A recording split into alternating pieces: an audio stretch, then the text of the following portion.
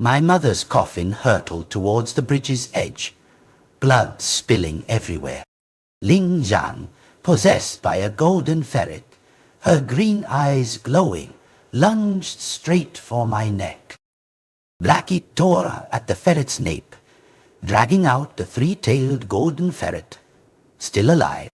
On the stone bridge, humans, demons, and ferrets fought savagely, devouring each other's lives to survive.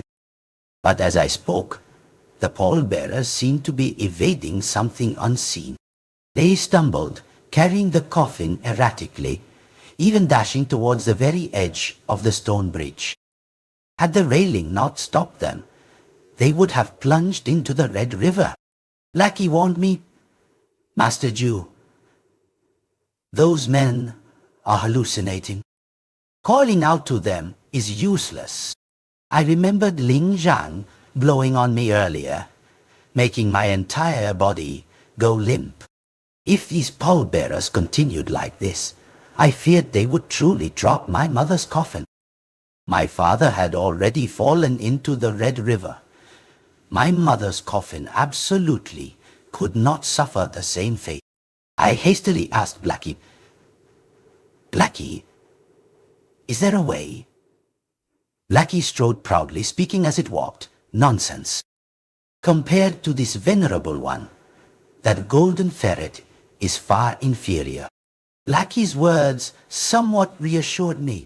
After a few steps, Blackie leaped forward onto the coffin. It swiped its claws, drawing fresh blood, then immediately sprinkled Black Dog's blood onto the pallbearers. Black Dog blood dispels evil, and Blackie truly knew how to use it. Sure enough, when the Black Dog blood made contact, it hissed, and the men instantly sobered up, asking vaguely, "What happened? Did we run into a ghost wall?" I reminded them it wasn't a ghost wall, but the golden ferret's illusion. Everyone, focus your minds, bite your tongues, and absolutely do not let yourselves be enchanted again. Hearing me, the pallbearers didn't hesitate, immediately following my instructions. Observing carefully, I noticed one of them walking on tiptoes. I looked behind that person. Sure enough, I saw Ling Zhang. "Blackie, she's behind the man holding the pole on the right." Hearing this, Blackie lunged. Even though the pallbearers had regained their senses, a powerful force pushed and pressed them, causing the coffin to tilt and surge towards the edge of the stone bridge. They were only about 2 meters from the railing. The coffin was carried quite high, already above the bridge's railing. At that speed, if it hit the railing, it would surely plunge straight into the Red River. Those who died in the Red River never met a good end. If my mother's body also fell in, the consequences would be unimaginable. My father had already fallen. My mother absolutely could not suffer the same fate. Thinking this, I hesitated no longer and rushed to block the path right by the bridge. The out-of-control pallbearers crashed directly towards me. They ran, screaming, "Young Master Yang, get out of the way! We can't hold the coffin. Move quickly." They were incredibly anxious, but I didn't dodge. Instead, I instantly channeled all the malevolent energy within my body, guiding it into my physical form, transforming it into a surging current. This malevolent energy flowing through my meridians was the blood fiend chi. My entire body blazed with heat, the blood fiend chi concentrating in my hands, a blood-red light instantly spreading across my arms and palms. This effect was just like when I infused the willow leaves with blood fiend chi last time. The coffin hurtled closer. I gritted my teeth and roared in fury. Pouring all my strength into my hands, I alone braced myself against the heavy coffin. "Tuh! Tuh!" Ah! The coffin abruptly stopped. At that moment, Blackie, perched on the coffin lid, seized the opportunity to lunge behind one of the pallbearers, where Ling Zhang was hiding. With a single leap, it knocked Ling Zhang out of the pallbearer's shadow. Ling Zhang rolled a few times, then immediately scrambled up, took a step back, and vanished into the mist by the bridge. Blackie, having missed, sniffed with its nose raised, then darted like a flash towards the mist. After that, I saw Ling Zhang tumbling, suddenly returning from the stone steps in front of the bridge. Behind her, Blackie pursued closely, leaping onto Ling Zhang. Seeing its fierce demeanor, I quickly shouted, "Blackie, Ling Zhang isn't like Sisi Huang. Be careful. Don't kill her." Blackie was wrestling with no time to reply. Ling Zhang, possessed by the golden ferret, had become extremely savage. As soon as Blackie pinned her down, she grabbed it and flung it away. Free from Blackie, Ling Zhang sprang up, her murky green eyes staring intently at me before she lunged. I had used the blood fiend chi too many times today, expending too much energy. Moments ago, I was almost completely depleted. Seeing Ling Zhang charge, I wanted to channel the blood fiend chi to stop her, but I couldn't summon a single wisp of malevolent energy. My vision blurred, my legs turned to jelly, and I collapsed. I wasn't unconscious, but I couldn't move. Ling Zhang lunged and pinned me down. Although she had the body of a girl, her actions were utterly inhuman. Ling Zhang bent down, intending to bite my neck. I couldn't dodge. I even began to think, is this how it ends? Am I to die by Ling Zhang's hand? But I never expected that just as she was about to bite my neck, she suddenly stopped. Our eyes met, and I noticed her eyes momentarily return to normal. Ling Zhang released me, anxiously saying, "Brother Jew, run quickly. This ferret is very strong. I can't control it." Before she could finish, her eyes turned green again, and she continued to lunge, attempting to bite me. According to ancient texts, demons drain human vital essence. Once they taste its sweetness, they cannot stop. Drained continuously for 15 minutes, a person will become a withered husk. This is why men bewitched by fox spirits often die with their bodies incomplete. Yet, Ling Zhang, after closing in, stopped again. Cold sweat drenched her forehead, and her eyes returned to normal. "Brother Jew, get away quickly. I don't want to hurt you." Ling Zhang's ability to control herself was due to her strong inner resolve. Otherwise, she would have long ago become like Sisai Huang, completely losing her mind. Honestly, I was a little surprised. Even though Ling Zhang and I had only just met, she possessed such powerful resolve for me. But at this moment, I couldn't move, having used all my strength to hold my mother's coffin. I wanted to escape, but my body wouldn't obey my will. Ling Zhang's eyes changed color again. Her pupils vanished, replaced only by a sinister green glow. She lunged once more. In the critical moment, Blackie leapt onto my face, causing Ling Zhang's bite to hit its tail instead. "Ow!"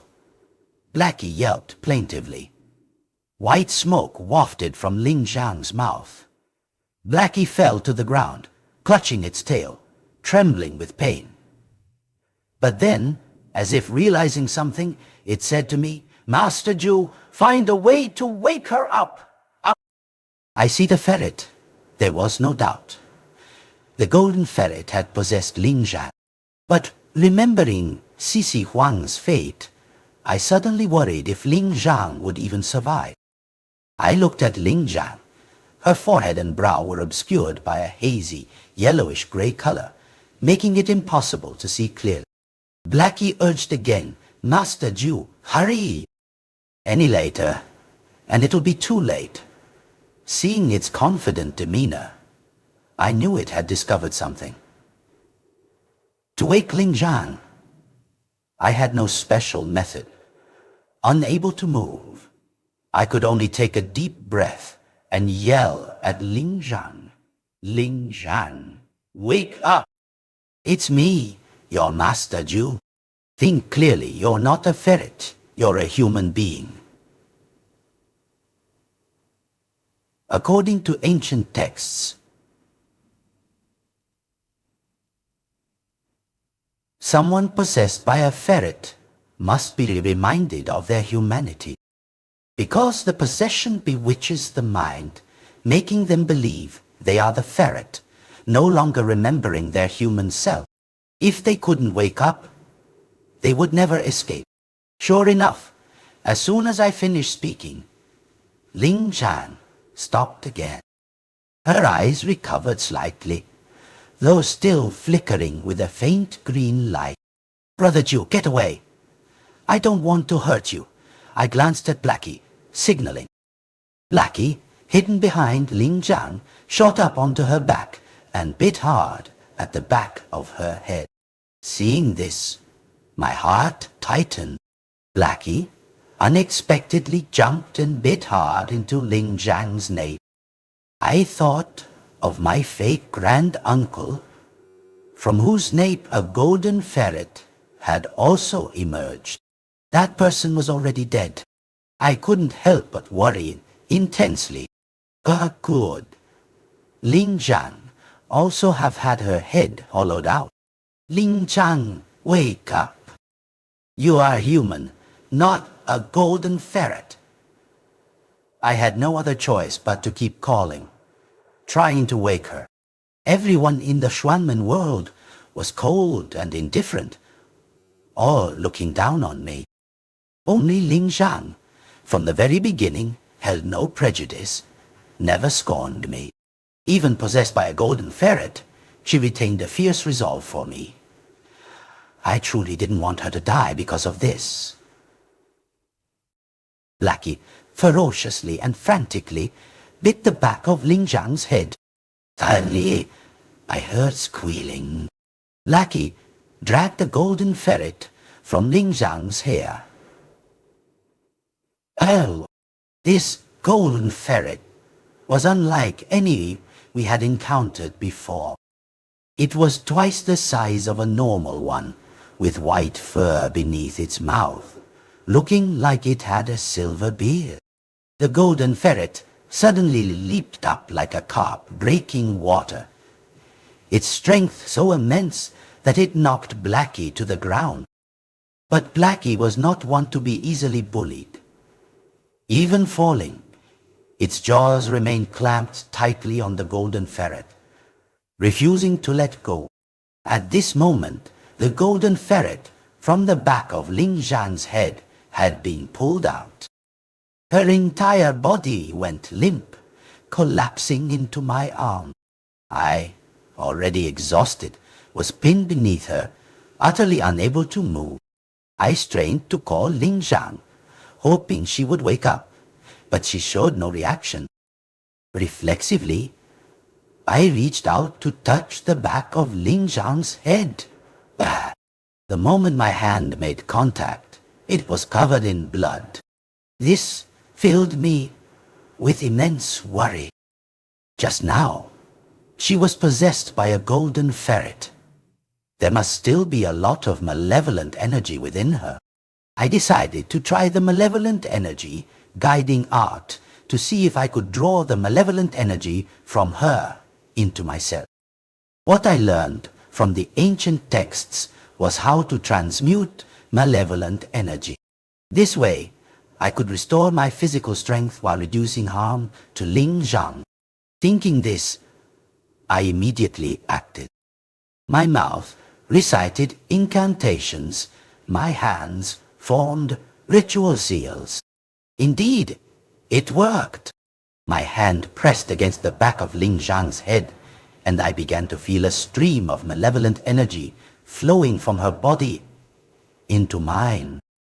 As the malevolent energy entered, the chill within me dissipated. Before long, I could move again. The malevolent energy in Ling Zhang's body was almost completely purified. I stopped chanting, and my physical strength had recovered considerably. I gently supported her and immediately checked the back of her head. The back of Ling Zhang's head was a bloody mess. Her hair matted. This sight made my heart ache. However, when I looked closely between Ling Zhang's eyebrows, this time I clearly saw that her life force was gradually recovering, although a trace of strange black malevolent energy still lingered. With life force, it means she's still alive. It seemed I had guessed correctly. Ling Zhang's condition was not like Cici Huang's. I immediately re-examined the wound on the back of her head. This time, I found that, although there were bloody claw marks, they were only superficial wounds, not damaging her skull or brain. It appeared the golden ferret intended to burrow into Ling Zhang's head, but was blocked by her strong will. I continued to call Ling Zhang, but she still didn't wake up. I used the malevolent energy guiding art again to draw out the last bit of malevolent energy. The life force between her eyebrows was now clean, no longer showing any problems. She also had a pulse, but remained unconscious. What was going on? Meanwhile, Blackie was fiercely wrestling with the white-bearded golden ferret. That golden ferret was massive, while Blackie was just a small dog, so in terms of physique, it held no advantage. One black, one gold, they fought ferociously. The white-bearded golden ferret tried to escape multiple times, but was thwarted by Blackie. You think you can run after coming all this way? Without this venerable one's permission, don't even dream of leaving, Blackie shouted as it fought. The white-bearded golden ferret suddenly turned, exhaling foul breath into Blackie's face. A cloud of yellow smoke instantly spread.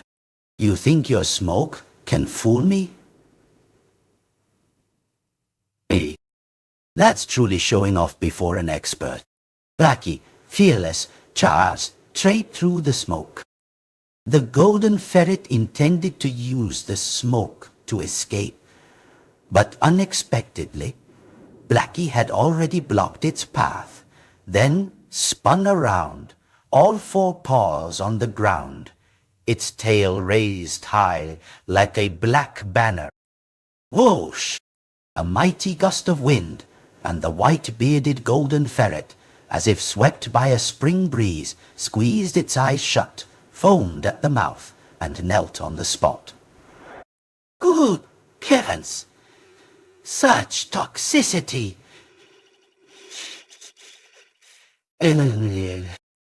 That was a golden ferret spirit. Done with its task, Blackie wobbled over to the white-bearded golden ferret. To force this venerable one to use this move, you can consider yourself skilled.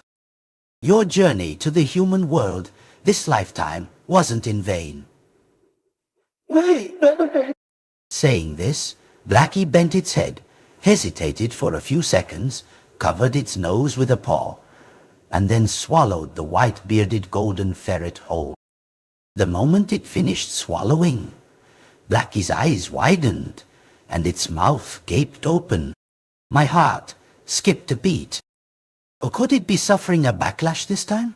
But after watching for a few seconds, I only saw it dry heaving a few times, its eyes watery, and a few tufts of yellow fur emerging from its body. Otherwise, there was nothing unusual. If this venerable one weren't a tiger fallen into the plains, lacking spiritual sustenance, then this 100-year-old ferret, this venerable one, wouldn't even deign to glance at it. Oh, I'm going to die of nausea. Before finishing its sentence, Blackie stretched its neck and dry heaved. I thought to myself, you golden ferrets are already foul. And it even breathed out foul air. Yet Blackie still managed to swallow it. I truly admire it.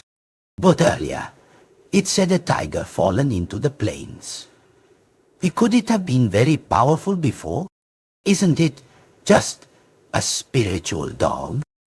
Constantly referring to itself as this venerable one? Could it truly have been something formidable? No. I must investigate this thoroughly later.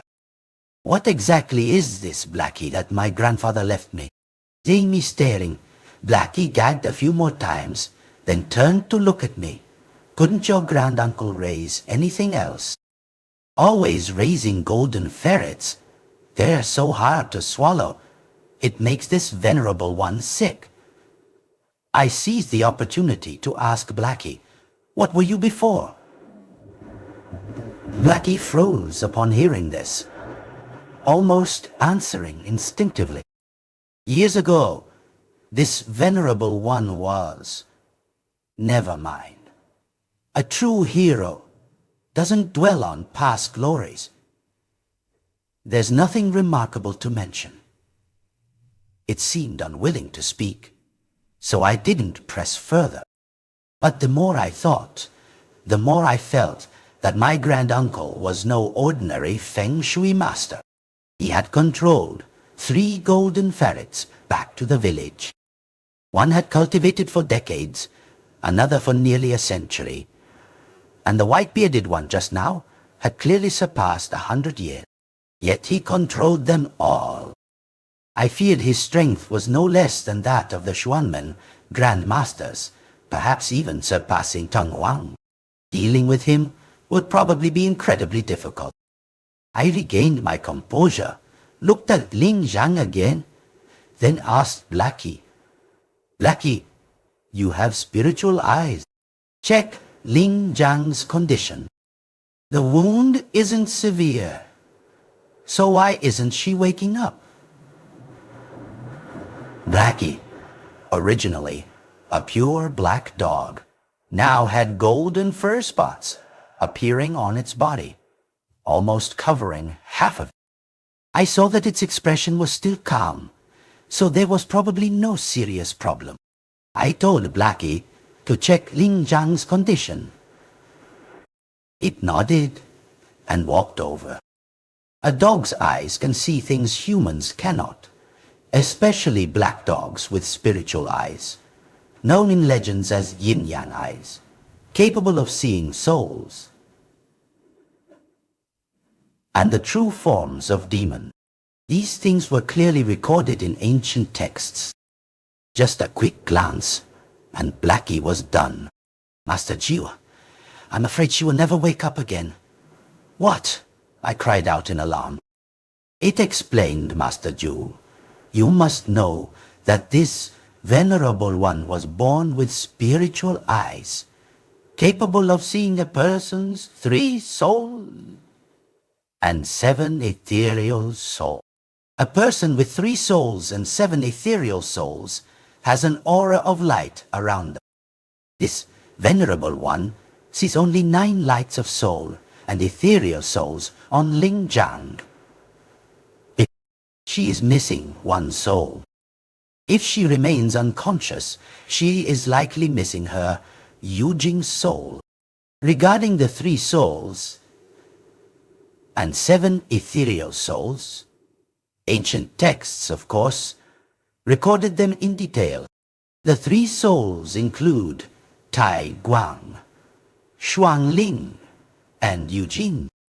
Tai Guang is the celestial soul, also known as the primordial spirit, mainly determining a person's lifespan.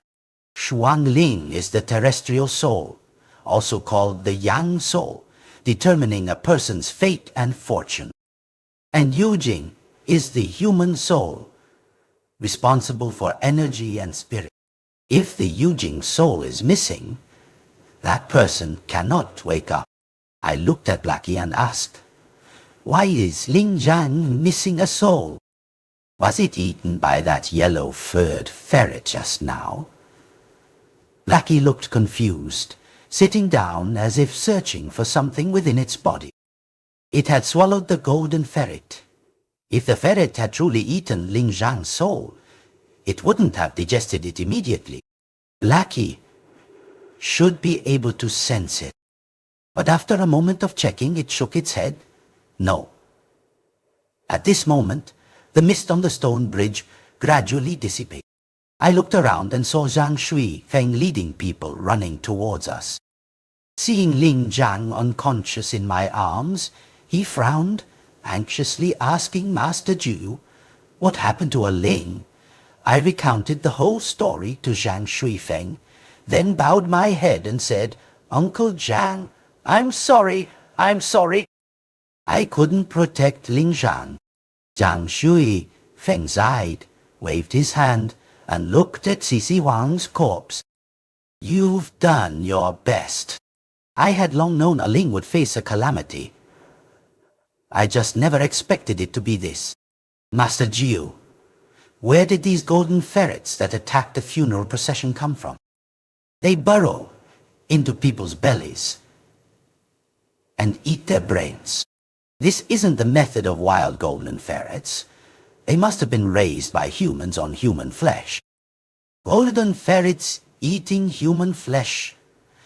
No wonder they're so bizarre. I immediately told Zhang Shui Feng about my granduncle. Those ferrets must have been raised by my granduncle. My parents also suffered from his harm. Niu. I never imagined that even during their funeral, he would still come to cause trouble. Zhang Shui Feng was stunned. "You mean the Feng Shui master, Yang Ming Tan?" I nodded, surprised he knew my granduncle's name. Zhang Shui. Feng sighed. Possessed by such a golden ferret, one's 3 souls and 7 ethereal souls will be absorbed by Yang Ming Tan. Sisi Huang's 3 souls and 7 ethereal souls likely fell into his hands long ago, and the Ling's missing soul is highly probable to be with him too. Zhang Shui. Feng looked at me, then down at the bridge. "Master Ju, I've already hung an evil warding sword under the bridge. There won't be any more trouble with the funeral today. Leave a Ling to me." Saying this, he gently took Ling Zhang from my arms. In his eyes, there was resentment, anger mixed with bewilderment. His expression was incredibly complex. So, it was because he had hung the evil warding sword that the mist dissipated, thereby suppressing the malevolent energy in the river. Fortunately, he had made preparations otherwise. Who knows what the consequences would have been. Zhang Shui Feng, holding his daughter, turned and walked away. After a few steps he stopped, speaking without turning back. "Master Ju, I'm sorry.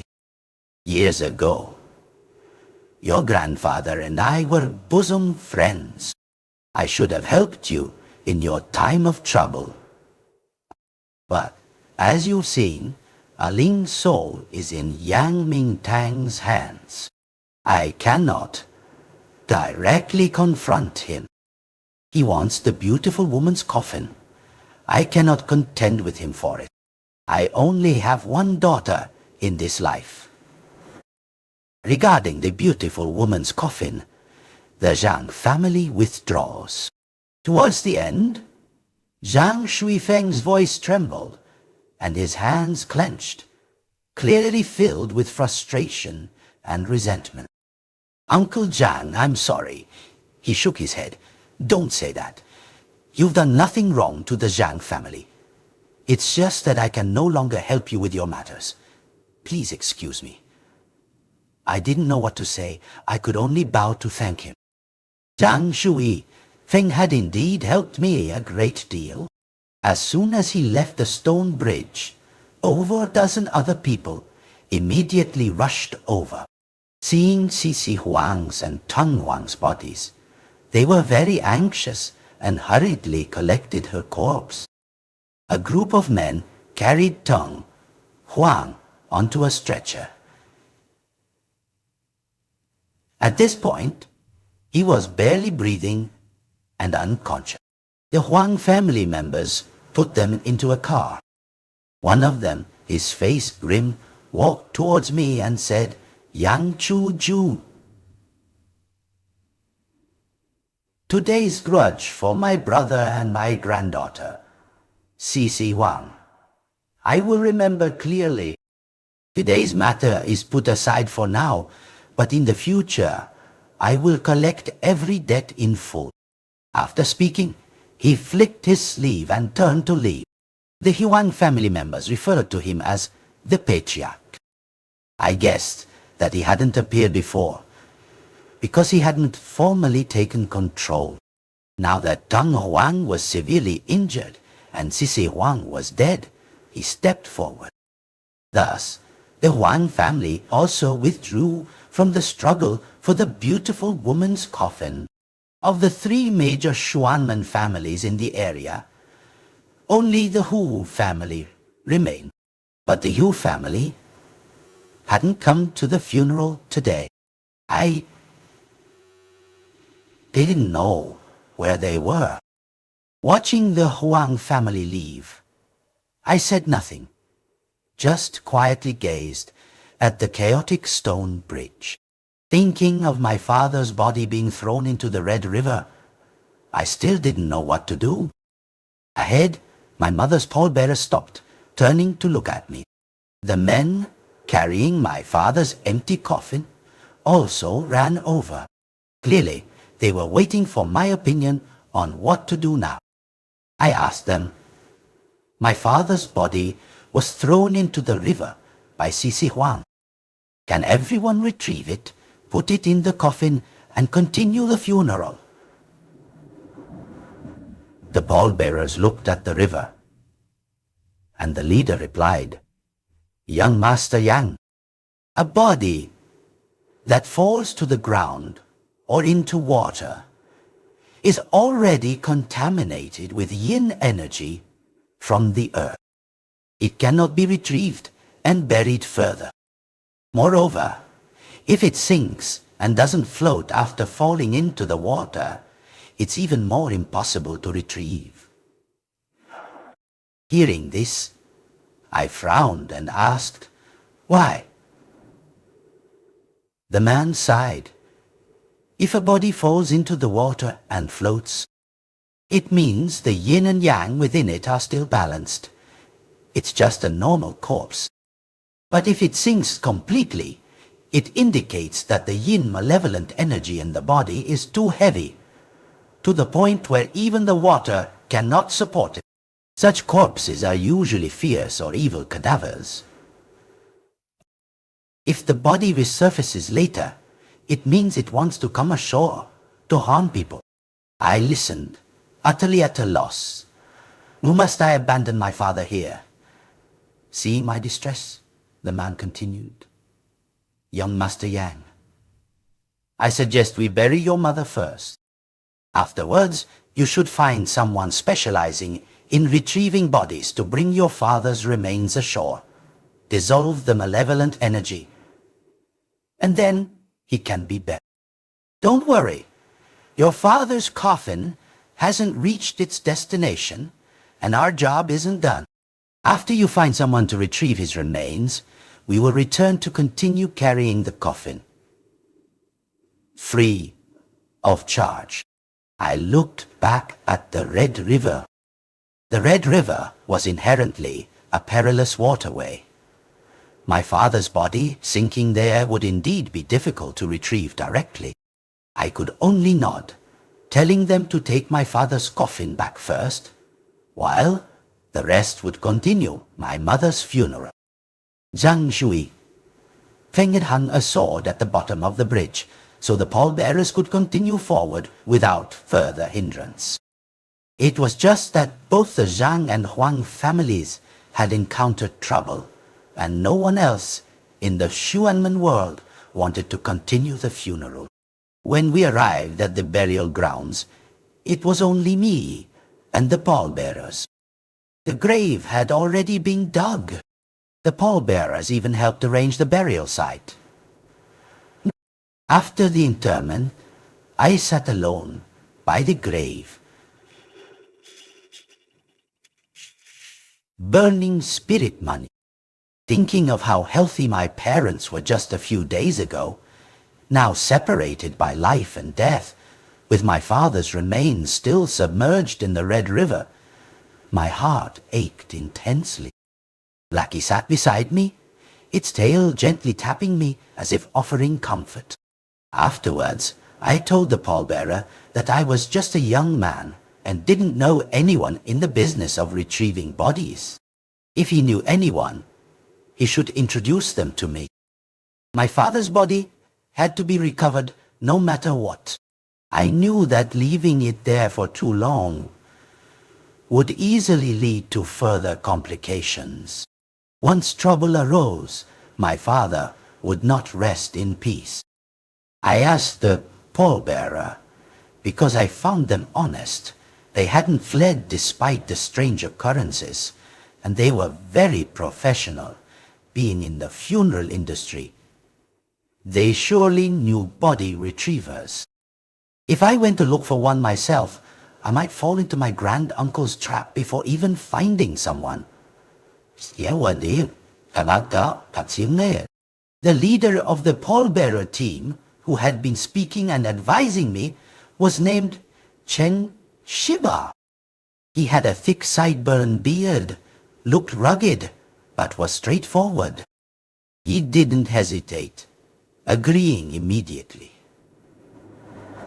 and even asked for my contact information, saying that if he found a body retriever willing to take on my father's case, he would inform me as soon as possible.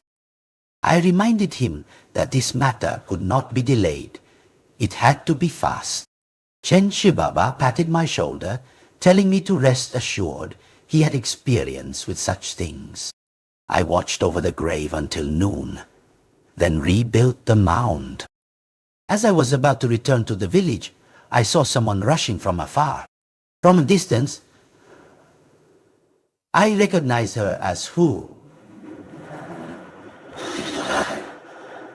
She was wearing a blue cheongsam, not very convenient for running. From the start, the Hu family hadn't come to my parents' funeral. I had even thought they had withdrawn from the village because Yueji Hu also revered my grandfather. If they couldn't acquire the beautiful woman's coffin, there was no point in staying. I never expected Chimai to still be here and to be looking for me. As soon as she arrived, Blackie immediately ran off. I asked why it was hiding. Blackie said it had turned into a patchy-furred dog and didn't want the goddesses to see it in such a disheveled state. I was speechless, ignoring it.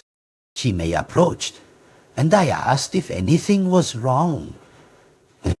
Chimei looked at me, her gaze somewhat evasive. I also noticed bloodstains on her hands and feet. Brother Jewel, I'm sorry. I couldn't keep the secret of the beautiful woman's coffin at your old house. My mother has already led people there. I was stunned. She was apologizing to me. Previously, Chimai had been affected by Blackie's illusion, which was why she had hidden the whereabouts of the beautiful woman's coffin after the mountain god temple incident. Illusions usually don't last long. Once Blackie's spell wore off, Kimai would surely remember that night I led her to the old house. Her revealing it to her mother was only a matter of time, but I thought Yu-Ji-Hu, out of reverence for my grandfather, wouldn't dare to seize the beautiful woman's coffin. Who knew she would actually come? I quickly told Blackie, "Blackie, go back to the village." Blackie reluctantly ambled out from behind the cypress tree. As soon as Kimei saw it, she asked in surprise, "This dog looks strange, a black dog with golden fur. Is it dyed?" Blackie was embarrassed, but when Kimei bent down to pet its head, it showed an expression of enjoyment. I couldn't be bothered to explain. I just replied, "Yeah, it's dyed. It'll probably fade in a few days." "You're really something, dyeing a dog's fur." I didn't know how to respond, only wishing to hurry back and stop Yu-Ji-Hu. On the way, Kimei spoke again. "Brother Ju, I know, you really didn't harm me that day. Actually, when I saw the beautiful woman's coffin and the secret inside, I thought you would silence me. But you only took one, you and me, to the mountain god temple and tied us up. When Wan Yue and I woke up, we immediately returned to the village. We cooperated quite well with you back then, didn't we?" I was startled and asked, "Weren't you two under an illusion?" Kimei looked suspicious. "Illusion? What illusion? Impossible." Our Hu family is best at illusion arts. Even enchantment is a branch of illusion. We always carry saccades and ancient jades for protection. How could we fall under an illusion? Hearing this, I looked at Blackie, and it bowed its head, turning its face away, not daring to look at me. This Blackie wasn't being honest. Clearly, Kimei had willingly helped me, not revealing the hiding place of the beautiful woman's coffin. Yet it took credit, claiming it was due to its illusion. I needed to teach it a lesson, or it would become even more presumptuous.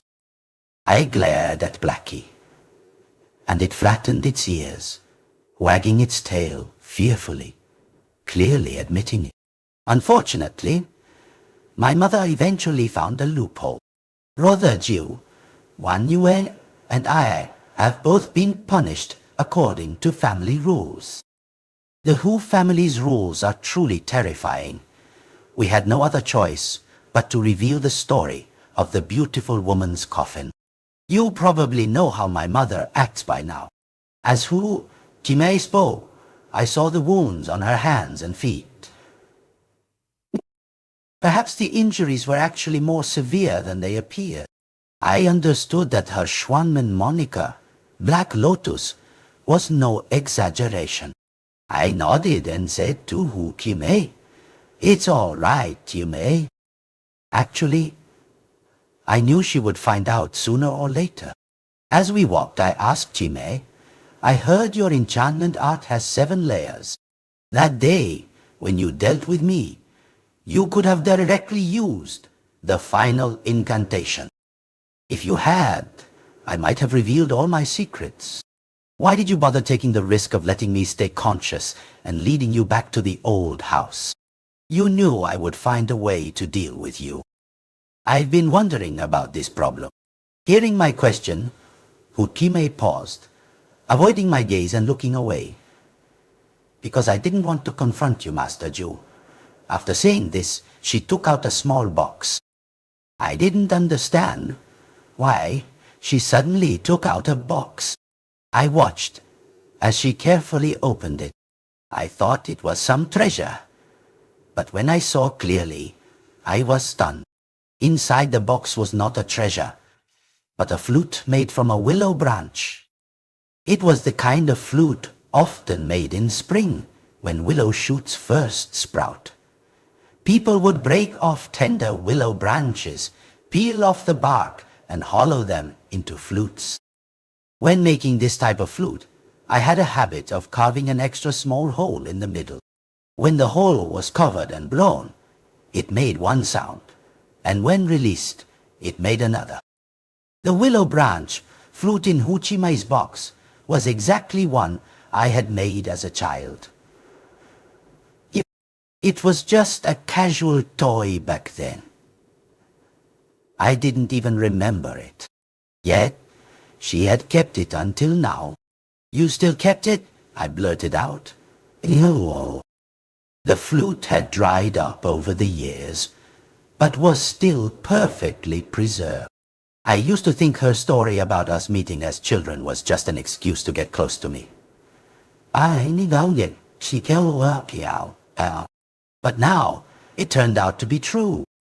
When I was little, many people indeed came to see my parents, and some brought children, but I had no impression of Xuanmen. Xuanmen immediately nodded. "Yes, I told you back then. Whatever Brother Jew gives me, I'll keep forever." I couldn't even remember those words.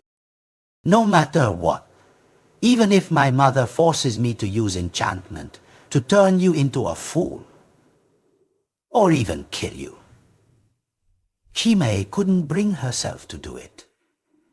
Xuanmen's voice was incredibly firm. She didn't act against me. It turned out this was the reason. In other words, that day, she fundamentally didn't intend to truly confront me. Was it all just an act or her mother? I gave a bitter smile. Actually, I just made that flute as a child's plaything back then. You'll need to treasure it so much. If you like, I can make you a few more when I have time. This one is dried up. It can't be played anymore. Xuanmen carefully put the flute back into the box and said, "My mother has been extremely strict since I was little. In my childhood memories, besides cultivation, there was nothing else. My life was monotonous, without a single friend. That trip to your village that year, playing by the river with you, and you making me that flute, was the first time in my life I truly felt happy. And the first time I knew what it was like to have a friend. It's just a pity that after that time, I never had such an opportunity again. To my mother, you and I are not like children, but like two swords she holds in her hands. If she wants to eliminate someone, we can only obey her orders. That's why I increasingly feel that the time I spent with you by the river was like a short dream. But this flute always reminds me that it wasn't a dream. It was real. The other day, when I met you again, Brother Jew, do you know how happy Xuanmen was? Xuanmen spoke, deeply moved, as if she had repressed her feelings her entire life and now finally had the chance to confess. No wonder, when the Hu family arrived that day, she kept looking at me. That was why. Hu, considered the region's top beauty in the Xuanmen world, the Hu family's prized daughter, outwardly dazzling and admired by many. But in reality, her life was much more tragic than people imagine. "Why is your dog crying?" Xuanmen suddenly pointed at Blackie, asking in surprise. I was speechless. Blackie must have been too moved by the goddess's story. So it's crying, I thought. I could only explain, no, dogs don't cry. Its eyes must have had some problem these past few days. Xuanmen eyed and reached out to pat Blackie's head. We talked while speeding back to the village. Xuanmen, said she, had asked you to find a way to stop her mother. If we hurried back, we might still make it.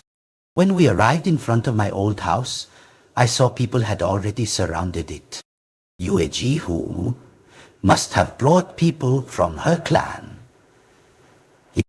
Outside my house, it was a solid black mass, perhaps 100 people.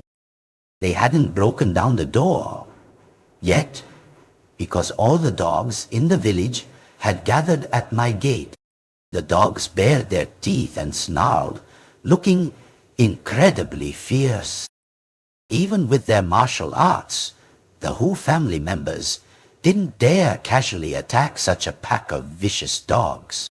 Blackie, at this moment, gently patted my leg with its tail, indicating that this credit was its own. Later, I learned that when Blackie left the village, it had assigned tasks to the other dogs, instructing them that if anything happened, they should all gather at the old house's gate, and whoever dared to break into the house should be attacked. I told Blackie and Hu Chimei to hide quickly and not show their faces, especially Hu Chimei. If her mother found out she had come to warn me with the Black Lotus's personality, she would surely show no mercy. The Hu family members and the village dogs were in a standoff for a while. I even saw them carrying tranquilizer guns. They intended to use tranquilizers on these village dogs. Before they could act, I stepped out. "Stop right there, Patriarch Hu. This is our Yang family ancestral home. What are you doing here?" Seeing me, Yu-Ji Hu sneered, still pretending at this point. "Of course, I'm here for the beautiful woman's coffin. There's no need to hide it anymore. I know it's in your old house, and no matter what, today you must hand over that coffin." I maintain my calm demeanor. "Don't forget, my grandfather isn't dead yet." Yuiji Hu smirked. "Oh, really? Master Ju, even if you hide your grandfather's body, you can't deceive us. Yesterday you fooled us, but not today. Huh. If your grandfather was still alive, and the beautiful woman's coffin was so important, then why, when I'm here in person, has he not shown himself? Isn't he afraid I'll steal the coffin?" Sure enough, Yuji Hu was an intelligent woman. She had guessed that I was only using my grandfather's name to scare her. In that case, this matter would probably be difficult to resolve. Relying on the dogs behind me, I was currently afraid I couldn't stop the Hu family members. If Yueji Hu truly rushed in and disturbed the beautiful sister in the coffin, it would surely be very detrimental to her. Last time, she was already injured once. If she was disturbed and injured again, even my blood might not be enough to save her. I could only bluff. My grandfather just went out for some business and hasn't had time to return. If you dare to steal the beautiful woman's coffin, when my grandfather returns, he will personally come to the Hu family to settle scores with you. I could only say that, gambling on intimidating her. But Yueji Hu burst out laughing. "Master Ju, how can you lie so naively? Your parents are dead. They were your grandfather's son and daughter-in-law. No matter how important his business is, could it be more important than his son and daughter-in-law's funeral?" Every one of Yuji Hu's words struck a nerve. I truly couldn't argue back. I could only try to salvage the situation. My parents' passing was too sudden. My grandfather is helping an outsider resolve a major issue and couldn't leave, so he hasn't had time to return yet. But he has received the news and will return quickly. If the patriarch doesn't believe me, then go ahead and act. But then I hope you won't regret it. I deliberately spoke harshly, putting pressure on Yuji Hu. At the same time, I turned and signaled to Blackie, telling it to order the dogs surrounding the old house to withdraw completely. Keeping the dogs here was no longer effective. The Hu family had tranquilizer guns. If the dogs stayed, they would all be wiped out, and then I would become the common enemy of the villagers. Blackie barked twice at the dogs. The village dogs obeyed, immediately dispersing and retreating from around the old house. I also walked to the old house's gate and pushed it wide open. I raised my hand, saying to Yu Ji-hu, "If you want to steal it, I can't stop you." Seeing me open the gate and all the dogs retreat, Yu Ji-hu was somewhat surprised. She stared intently at me. About half a minute later, Yu Ji-hu sneered and strode straight towards the old house's gate. Behind her, over a dozen subordinates silently followed. It seemed that the beautiful woman's coffin was indeed extremely important to her. Even though she was still wary of my grandfather being alive, she was willing to gamble. As expected of someone from the Xuanmen world, Yu Ji-hu was not only intelligent, but also bold and decisive. Besides her, no one dared to risk offending my grandfather to steal the coffin. Given this situation, I feared I would have to play my last card. I raised my hand, intending to signal Blackie, but suddenly the world changed. A fierce gale rose. Moments ago, the sky was clear with white clouds, but now dark clouds rolled in, and the sky instantly turned gloomy. This wind sent chills down my spine. Yue Ji-hu also stopped, and her followers halted, looking around as if searching for the source of this strange wind. Actually, I was also surprised because I hadn't even signaled Blackie yet. Could it have understood my intentions beforehand, actively creating this momentum to prepare to play its trump card? No, there's something strange about this wind. Besides the wind and the grey sky, a thin mist appeared in the village from nowhere. The mist swirled. Though not as dense as the mist on the Red River Stone Bridge, it still made the village scenery eerie. All fell silent. Even the Xuanmen practitioners watching from afar held their breath, not daring to speak. This situation lasted for a while, but there were no further changes, and no one appeared. I couldn't help but feel strange. What exactly is happening? On the night my parents died, my grandfather's body suddenly vanished. Initially, I guessed my granduncle might have taken it, but thinking carefully, that golden ferret had been eliminated by Blackie and me. He couldn't have taken my grandfather's body. If my grandfather's body wasn't taken, then where did he go? From beginning to end, I pretended my grandfather wasn't dead just to use his name to scare the Xuanmen families, especially the Hu family. But now, there were such strange movements. I began to think, could it truly be caused by my grandfather? It's just a change in wind and mountain mist rising. In the mountains, the weather changes unpredictably. What is there to fear? Come, let's go into the Yang family house and take out the beautiful woman's coffin. Yu Ji-hu observed for a moment, saw nothing alarming, and coldly gave the order. Several burly Hu family men stepped forward. Two of them intended to kick open the door. Hold on.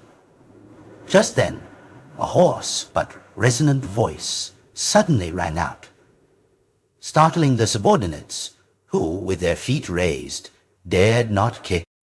I was also surprised. Well, initially, I thought it was my grandfather returning, or his spirit appearing. But listening closely, this voice was not my grandfather's. If not my grandfather, then who? Yue Ji-hu frowned, looking towards the dense mist from the mountains, and coldly asked, "Who's playing at being gods and ghosts?" "We, Xuanmen practitioners, are not afraid of ghosts. Show yourselves." About half a minute later, from a small road far off in the mountain mist, the sound of horse hooves echoed, getting closer and closer, sounding like an entire cavalry troop approaching. The sound of hooves came first, then the shadows of tall horses appeared.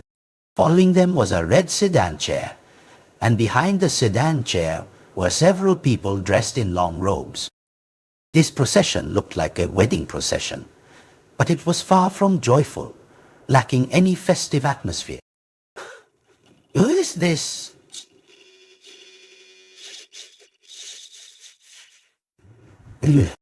"Is it another Xuanmen family or some other force?" The group drew closer, led by an old man in a black robe. He had long hair, a goatee, a thin, long face full of age spots. And although he smiled, it sent shivers down one's spine, a truly indescribable feeling. In short, his face, though seemingly amiable, made people not dare to approach. It seemed that the person who had just spoken, stopping the Hu family from breaking down the door, was this old man. "Who is he?" I said nothing, just quietly observed, wondering if he was on my side. Seeing the newcomer, Yueji Hu asked in a deep voice, "Who are you? What are you doing here?" The old man maintained his strange smile, calmly saying, "I am Su Fu, the steward of the Su family in Chinle. I have come this time to escort our young mistress home. My grandfather once said that the beautiful woman's coffin was brought from deep within Chinling, and now this person claims to be the steward of the Su family in Chinling. Could he be a relative of the beautiful sister? My grandfather never told me a single word about this." Hearing this, Yueji Hu sneered. "I heard there's a sleeping beauty in that beautiful woman's coffin. So, the young mistress you mentioned is the girl in that coffin?" The old man did not deny it. "That's right." Yuji Hu asked again, "So, old man, your intention is to take both the coffin and the beautiful woman back to your family?" The old man still nodded in confirmation. "Precisely." Hearing this, Yuji Hu burst into laughter. "Old man, you certainly know how to joke. Everything in this world must be clear from beginning to end. If you just want to compete for the beautiful woman's coffin, why fabricate such a grand reason? Let me tell you, this beautiful woman's coffin already belongs to our Hu family. If your Su family wants to steal it, that means you want to confront our Hu family." Yueji Hu's tone was extremely aggressive, her aura overwhelming. But the old man, Su Fu, with just a piercing gaze, instantly made Yuji Hu tremble all over, unable to stand steadily, almost falling to the ground. "The Hu family?" Su Fu sneered. "If it were the Hu family in the mountains, I might show some deference. But your Hu family is merely a mundane clan in the human world. What connection do you have with the Su family in the mountains? Today, I am here to escort our young mistress home. This matter is of great importance. I will not squabble with the likes of you. You ghosts, be gone!" As soon as he finished speaking, before Yuji Hu could say anything, a strange gust of wind swept in, causing both her and her subordinates to involuntarily fall to their knees. Even as Yuji-Hu struggled to get up, the old man didn't need to do anything further.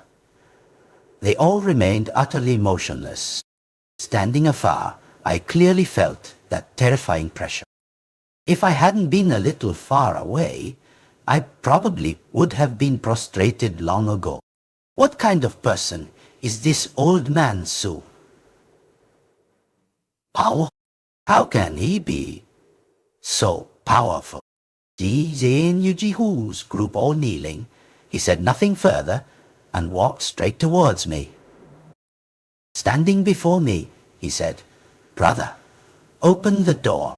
We've come to escort our young mistress home. Thank you and your grandfather for taking care of our young mistress all these years.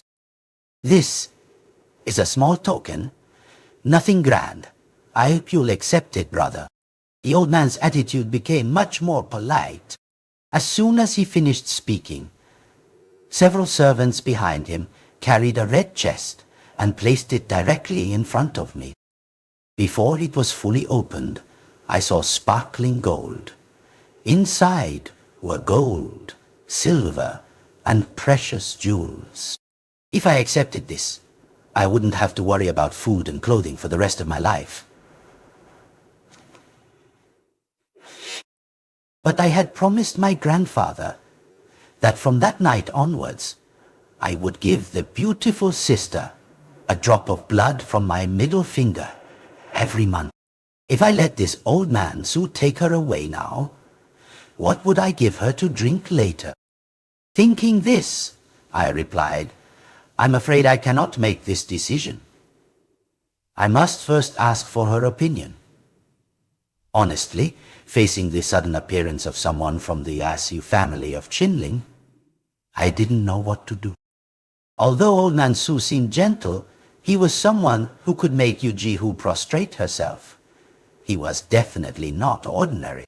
I was just a young man, certainly not his match. Saying I wanted to ask the beautiful sister's opinion was merely a delaying tactic. Unexpectedly, old man Su nodded immediately, even gesturing for me to open the door. I walked over, opened the door, and stepped alone into the courtyard, then bolted the door from the inside. To be honest, with just this old dilapidated door, if Su Fu truly wanted to force his way in, he wouldn't need to exert any effort. It wouldn't stop him.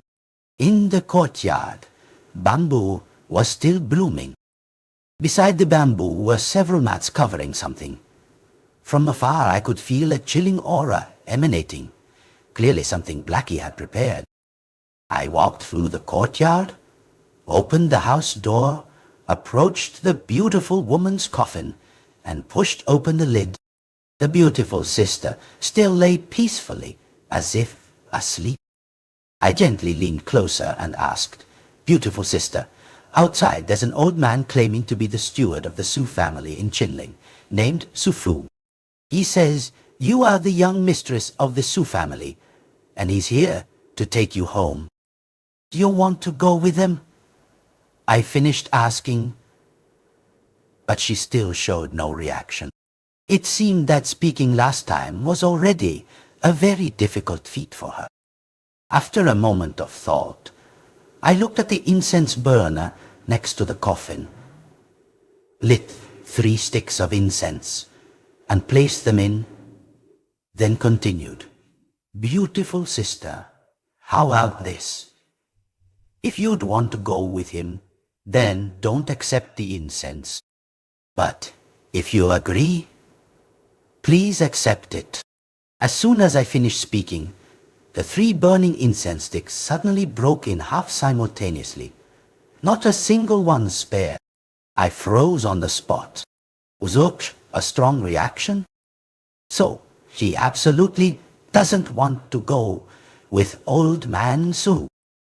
Instinctively, I asked again, "Beautiful sister, old man Su says you are the young mistress of the Su family.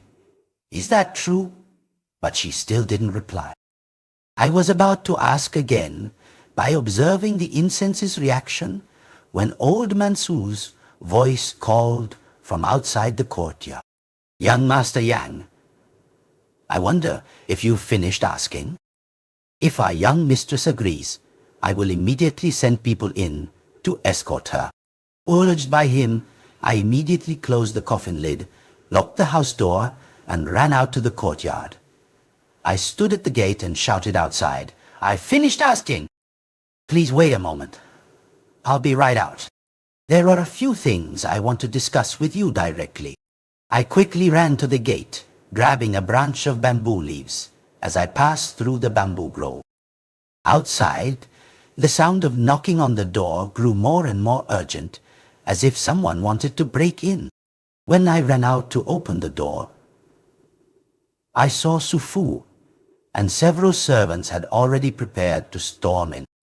Seeing the situation, I immediately smiled and said to him, "My apologies for making you wait." He stared intently at me and asked young Master Yang what was the result. I squeezed out through the gap in the door, immediately locked it from the outside, and then replied, "Well, it's like this. I'm truly sorry. Just now, I asked the beautiful sister, and she said she doesn't want to go with you. I think if she doesn't want to, you shouldn't force her." I hadn't even finished speaking when Sufu's eyes suddenly changed. He flicked his hand, and a fierce gust of wind slammed straight into my stomach. It felt like a kick from the heavens. I flew backward, crashing straight into the old house's gate. The gate groaned loudly, almost tearing off its hinges, while I tumbled on the ground, my head spinning. As I tried to push myself up, a mouthful of fresh blood spurted from my mouth. This Sufu truly changed his demeanor faster than flipping a book. I had thought he came here to help me stop Yuji who knew he would be even more troublesome than her.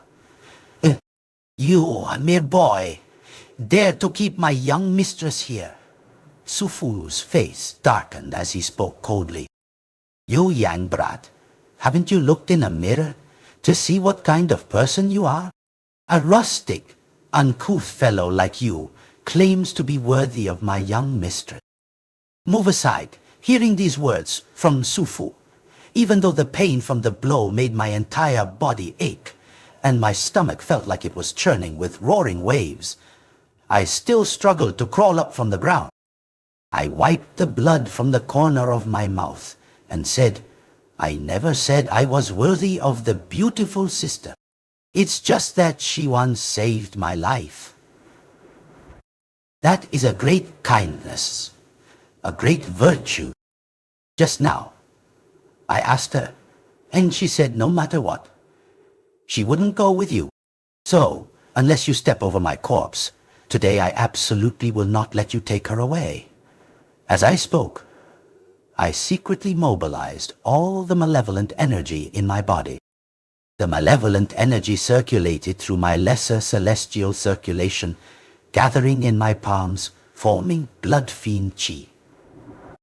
However, after hearing me speak, Sufu burst out laughing. "Young man, to dare speak to me like that, it seems you have some courage." Saying this, he gestured to his subordinate standing nearby. Then coldly ordered, "It's a pity. His mind is foolish and inflexible. If that's the case, then follow his wishes.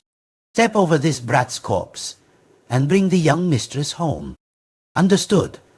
Several middle-aged men in black robes bowed in unison and immediately surrounded me. 7 or 8 people, their pressure like mountains, yet I stood silently right in front of the gate, not moving an inch. Those men quickly rushed towards me, their movements very fast. As they lunged, I immediately took a few steps back, widening the distance. At this moment, the blood fiend chi in my hands had already formed.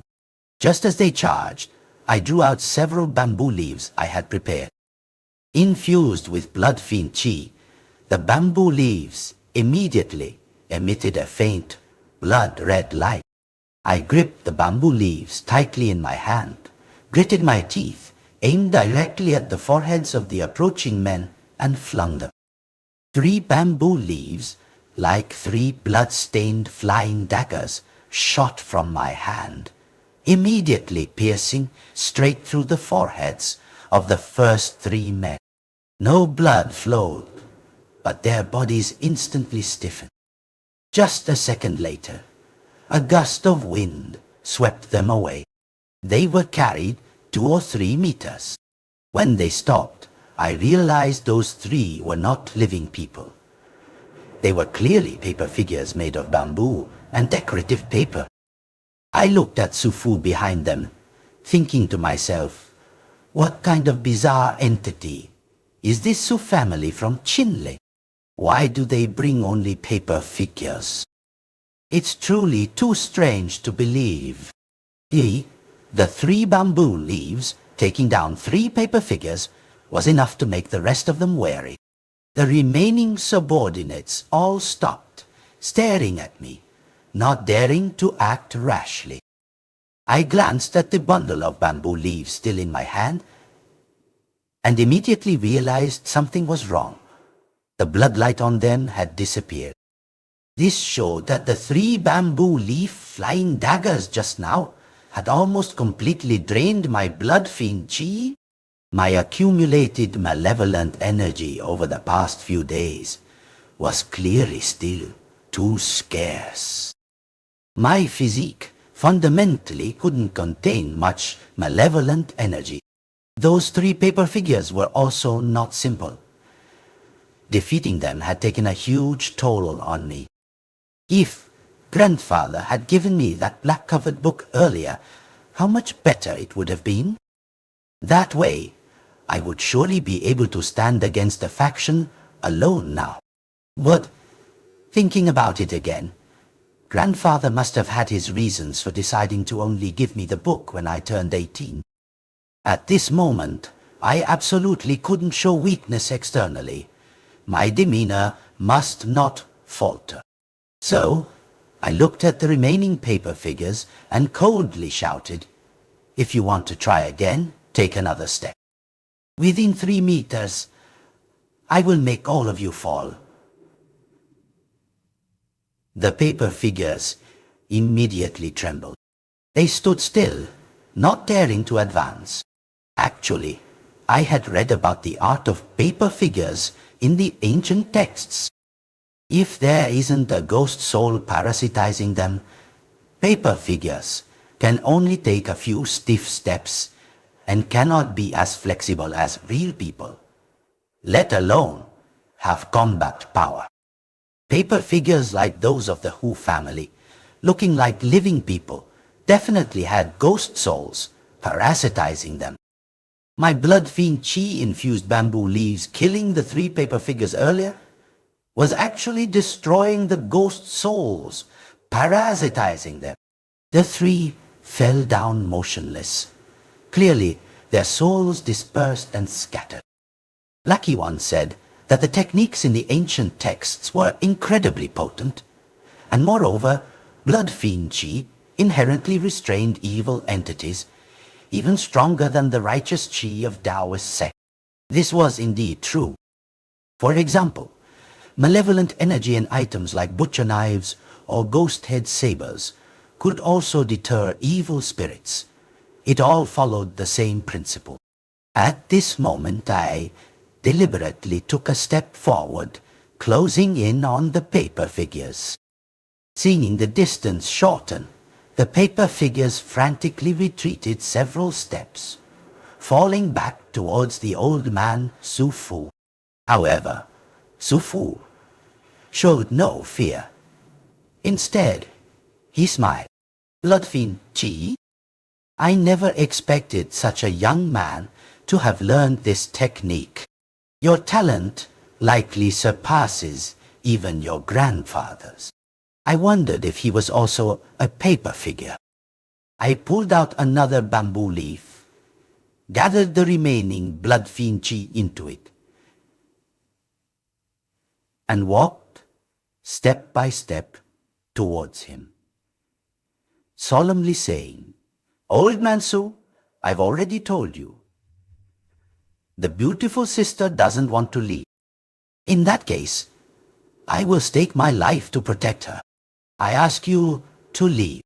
In this situation, I could only gamble on using blood fiend chi to negotiate with him. To be precise, to intimidate him." Su Fu chuckled, retorting, "Do you truly think that can make me retreat?" I didn't think it could either. After all, he was capable of making Yuji Hu prostrate herself on the ground. But I still wanted to take a chance.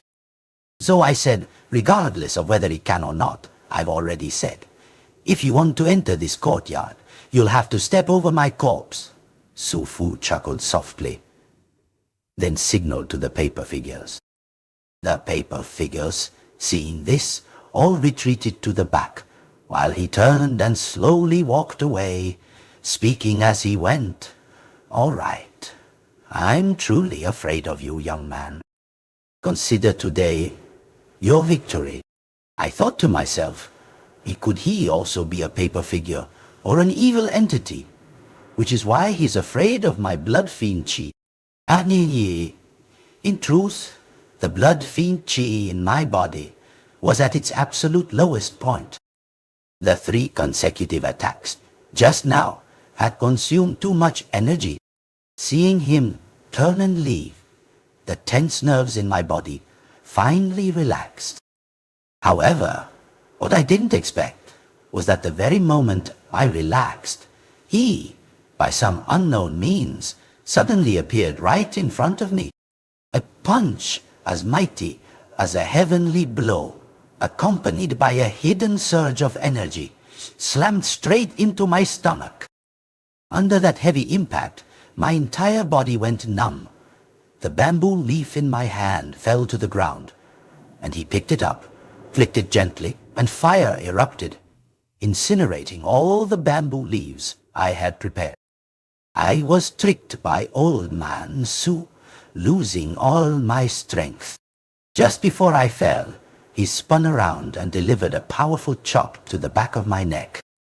My vision blurred, and I collapsed to the ground.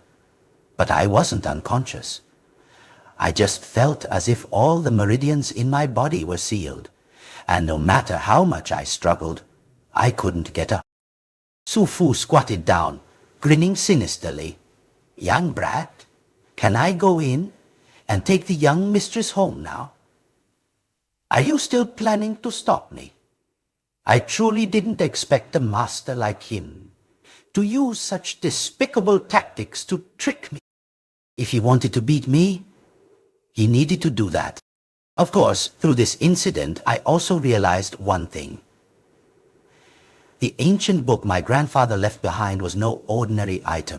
Su Fu didn't dare to act directly, but used such insidious methods. I guess there was no other reason. He must have been wary of my blood fiend chi. He didn't want to take risks, so he chose a safer approach. Outwardly, he seemed overpowering, but in reality, he was at a disadvantage. Faced with his triumphant question, I did not reply. Su Fu stood up, walked past me, and headed towards the old house's gate. My attention, however, was drawn to Yuji Hu, who was kneeling on the ground, eyes closed, hands clasped, muttering something. I listened carefully and heard her chanting. "Nine-tailed spirit fox emerges from deep mountains, golden immortal waves banner protecting the body. Before the green breeze, snake and python immortal, golden flower sect master holds immortal tablet, dances with spirits to invite immortal. Incense smoke rises, bringing sorrow to families, bringing resentment to families, hoping for the day to appear in the light of the sun, escaping suffering and finding joy before one's eye. This seemed to be a type of spirit medium chant, a devotional recitation to invite immortals to possess a body, especially popular in the folk beliefs of northern China, particularly the northeast. Its meaning: the nine-tailed spirit fox departs the deep mountains. The yellow immortal waves its flag, following behind, leading the green wind snake and python immortals. The golden flower sect master holds the immortal tablet, dancing for spirits, inviting immortals. Incense smoke flies, all houses full of sorrow, all houses full of grievances, longing for the day to appear in the sunlight, to escape suffering and find joy before their eyes. It sounded like some kind of chanting, but I wasn't sure what it specifically meant. It felt a bit like folk songs from the Northeast, but the lyrics were incredibly strange. Sufu, pay little attention. He walked to the old house's gate, swung his arm, and a surge of powerful wind swept through. Cut! Boom! The gate was blown wide open. At this moment, Sufu turned to look at the waiting paper figures and ordered, "Go and carry the coffin. Bring the young mistress back to the mansion." "Understood." Those men clasped their hands and immediately followed Sufu. But before they could even step into the courtyard, a gust of yin wind erupted behind them. I looked back at Yue Jihu and discovered that her aura had completely changed from before. Clearly, she had broken free from the suppression and had stood up. Only now did Sufu sense something was wrong. He turned his head to look. The moment he looked, he frowned. How is this possible? I also immediately noticed a shadow appearing behind Yu Jihu.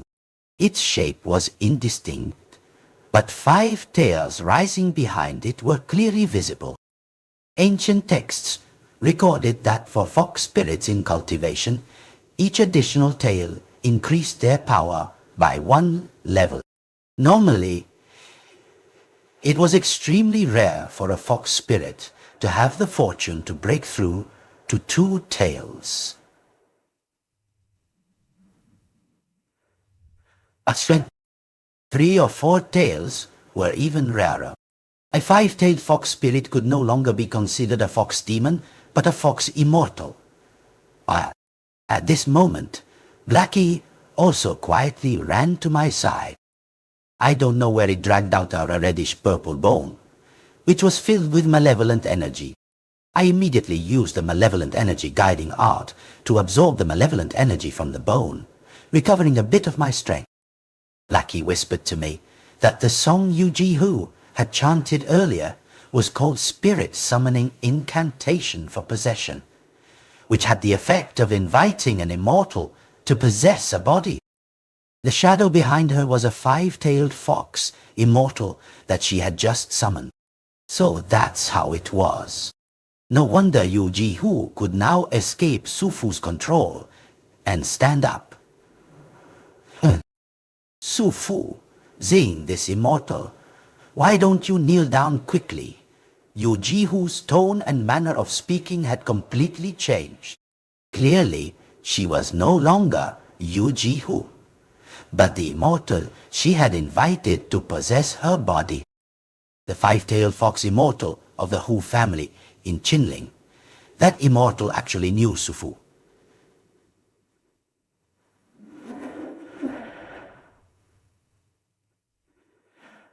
The moment Sufu heard this voice, he immediately froze. He was stunned, then quickly turned around, clasped his hands, and bowed. "Is that the Hu 5th mistress of the Hu family in Qinling?" Yu Jihu retorted. If not this immortal, then who else? Yes, at the foot of Chinling, besides Seth and Mistress, what other five-tailed fox immortal could there be? Sufu was unaware of the immortal's arrival and failed to greet you from afar.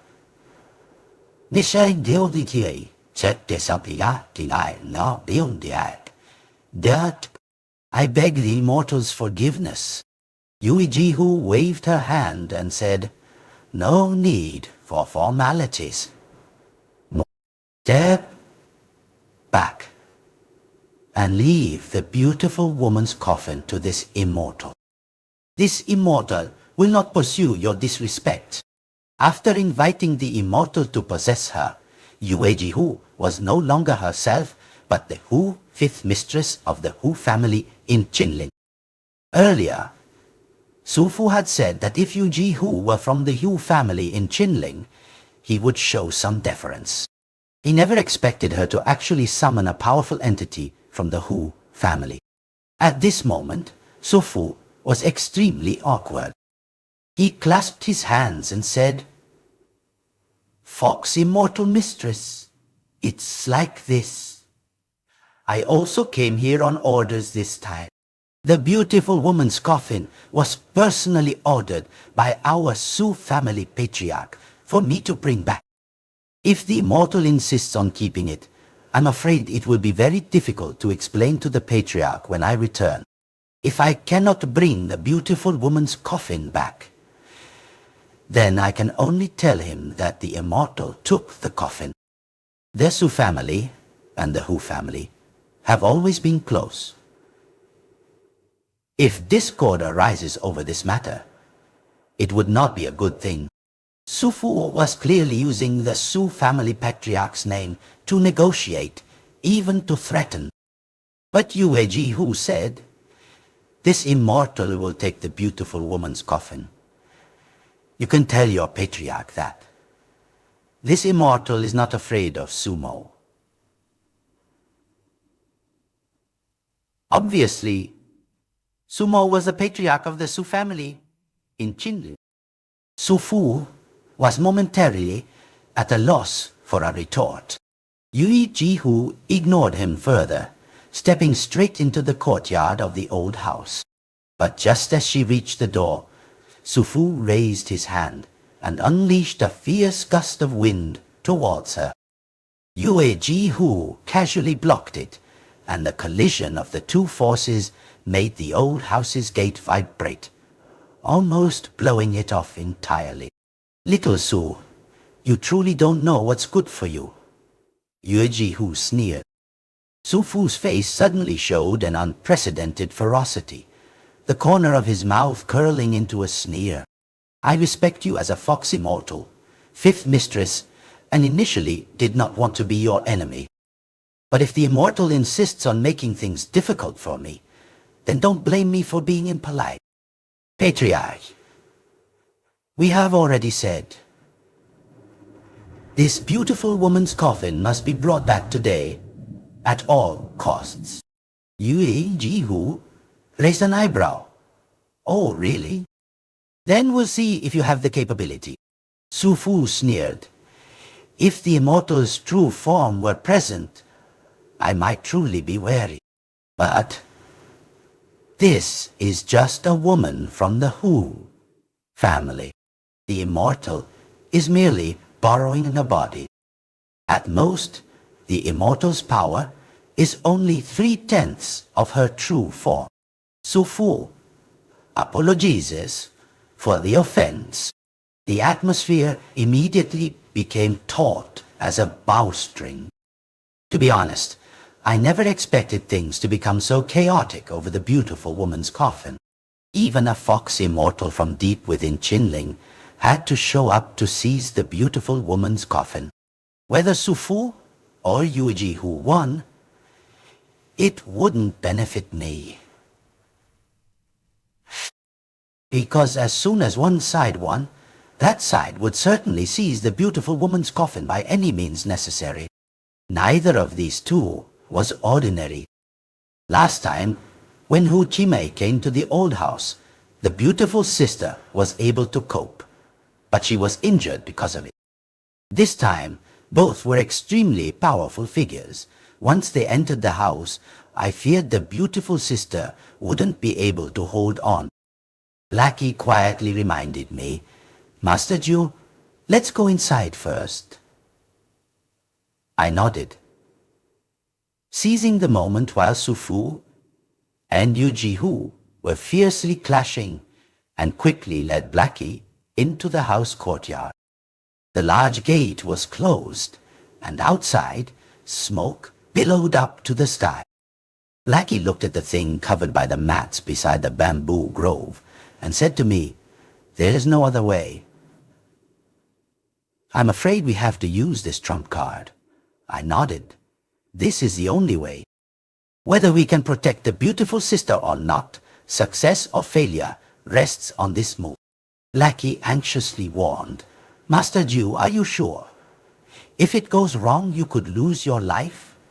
"Yes, using this trump card carries extreme danger. But if I don't use it, I fear I won't be able to keep the beautiful woman's coffin today. Grandfather said that the beautiful sister gave me this life. Otherwise, I would have died long ago. Yang Chu-ju, I am not a coward. To protect her, I am willing to gamble my life." Outside, the fighting was fierce. The whirlwind swept into the courtyard. The earthen walls and decaying gate shook violently, looking like they were about to collapse. About 10 minutes later, the battle outside ceased, and the smoke and dust dissipated. The main gate emitted a violent sound. It was kicked open from the outside, and the old, dark roof tiles at the gate couldn't withstand it, collapsing down. A section of the earthen wall next to it also crumbled. At this moment, the courtyard of the old house was filled with black mist. This black mist was malevolent energy. The entire house and bamboo garden were completely covered by the black mist that had spread from behind the mountains. In that black mist, I stood on the black and gold coffin under the bamboo grove, looking towards the gate. I noticed that the person who entered was Yu Ji-hu. Su Fu, after all, was just a steward. Although he came from the Su family in Chinling, Yu Ji-hu had been possessed by a 5-tailed Fox Immortal. Even if her power was diminished, a steward like Su Fu was no match. Seeing the black mist, Yu Ji-hu showed no fear, continuing to step forward. Just then, a path opened up in the black mist, leading straight to the house. This strength and aura were truly impressive. The living room of the old house also shook, and dust fell from the roof, looking like the house could collapse at any moment. "You want to stop this immortal with just a bit of malevolent energy?" With just one questioning sentence from Yu Ji-hu, I, standing in the black mist, could feel the pressure from her aura. I took a deep breath, calmed myself. I absolutely could not waver. Once the plan was exposed, I might not only lose my life, but also fail to protect the beautiful sister. After speaking, Yu Ji-hu walked towards the living room. With every step she took, I felt a shocking aura. As she took her 5th step, a voice echoed in the courtyard. "5th mistress of the Hu family, please halt your steps."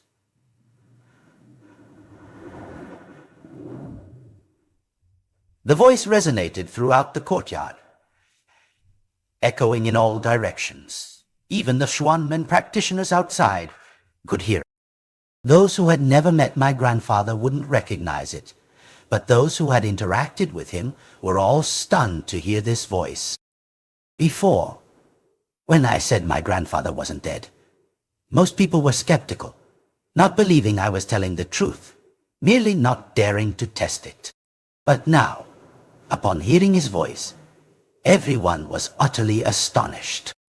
No one expected that when I intimidated Yuji-Hu with the statement, "My grandfather isn't dead," it turned out to be true. The Xuanmen practitioners outside began to chatter. Is old man Yang really still alive? I thought that kid was just using his grandfather's name to scare everyone.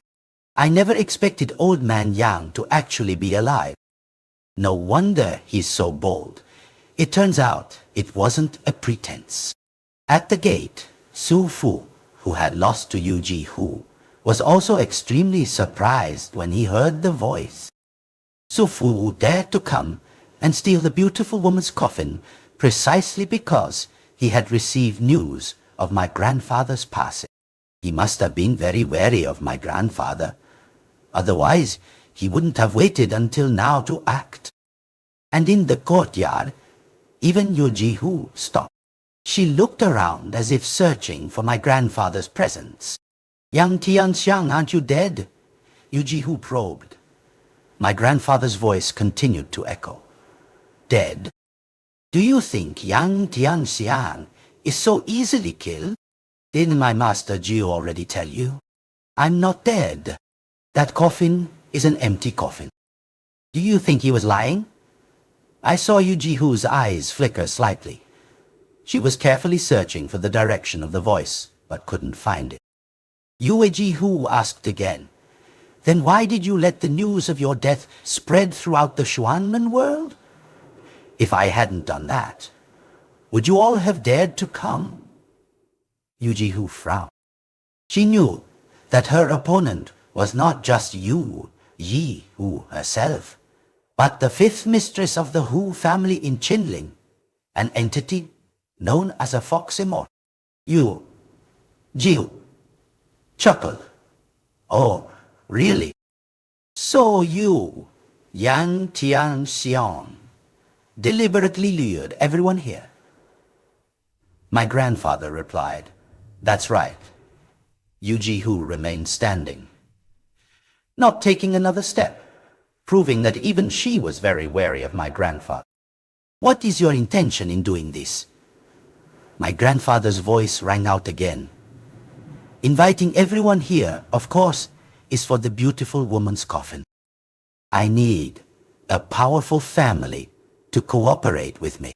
Yuji-Hu turned her head and said, looking behind her, clearly among the families present today, "The Hu family from Qinling is the most prominent. But why should this immortal cooperate with you? Because I hold the secret of the beautiful woman's coffin. Surely, fifth mistress didn't come here today not for the mystery of the beautiful woman's coffin."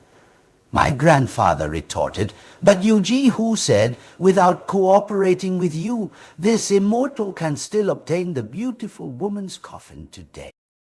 Yang Tianxiang, others fear you, but this immortal does not." "Really? Then why did you stop and not advance further?" This question was so direct that it left the Hu family's fifth mistress speechless. I had to admit, Blackie was truly skilled at pretending, almost perfectly embodying my grandfather's imposing aura. It was indeed worthy of being the spiritual dog that had followed him for decades. Why do I say that? Because the trump card Blackie had just mentioned to me was precisely this. I remember that night when I returned from the ancient tomb area and first met Blackie. It had imitated my grandfather's voice perfectly. Now, the one whose words made the Hu family's fifth mistress tremble with fear was, of course, not my grandfather, but Blackie. After my grandfather passed away, his body vanished without a trace, and its whereabouts are still unknown. Blackie was currently in the roof, imitating my grandfather's voice, with black mist enveloping the old house.